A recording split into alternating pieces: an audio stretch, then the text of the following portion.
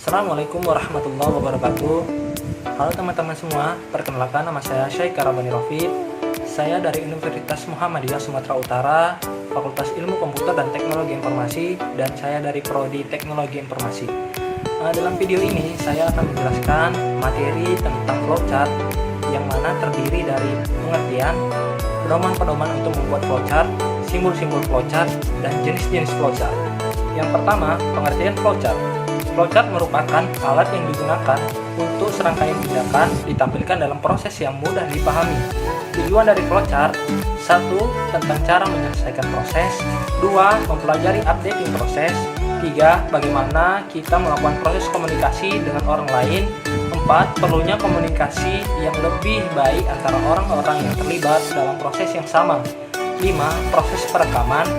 6. Untuk merencanakan aktivitas. Yang kedua, pedoman-pedoman untuk membuat flowchart. 1. Flowchart digambar dari atas ke bawah halaman dan dari kiri ke kanan. 2.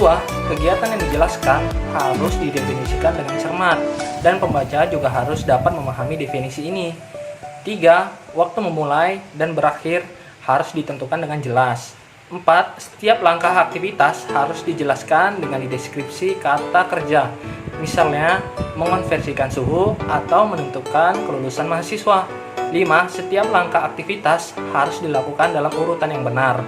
6. Ruang lingkup dan ruang lingkup kegiatan yang dijelaskan harus dilacak dengan cermat. 7. Gunakan simbol diagram alur standar seperti pada gambar tersebut, yaitu contoh flowchart menentukan kelulusan mahasiswa. Yang ketiga, simbol-simbol flowchart. 1. Input dan output, yaitu untuk mempresentasikan input data atau output data yang diproses atau informasi. 2. Proses, untuk mempresentasikan operasi.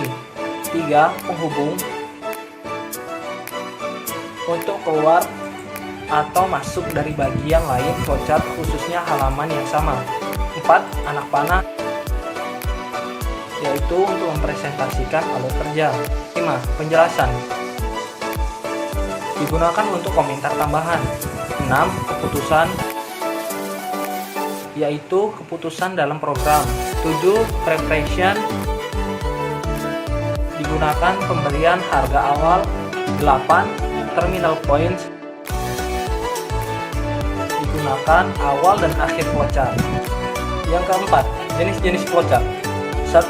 Flowchart system. Flowchart system merupakan diagram yang menunjukkan alur kerja dari keseluruhan sistem atau pekerjaan yang sedang dilakukan. 2. Flowchart paperwork atau dokumen flowchart. Flowchart dokumen merupakan diagram alir yang melacak aliran data yang ditulis melalui sistem. 3. Flowchart skematik. Flowchart skematik hampir sama dengan flowchart system. Diagram alir ini tidak hanya menggunakan simbol diagram alir standar, tetapi juga menggunakan gambar komputer, peripheral, tabel, atau peralatan lain yang digunakan dalam sistem. 4. Flowchart program. Program diagram alir adalah hasil dari diagram alir sistem. Diagram alir program adalah penjelasan rinci tentang bagaimana sebenarnya menjalankan setiap langkah program atau proses. 5. Flowchart proses. Flowchart proses adalah deskripsi teknik dari teknik industri terdesentralisasi dan analisis langkah-langkah selanjutnya dalam proses atau sistem. Diagram alir memiliki 5 simbol khusus, seperti pada gambar berikut. Baiklah, cukup sekian video penjelasan dari saya. Kurang lebihnya saya mohon maaf. Assalamualaikum warahmatullahi wabarakatuh.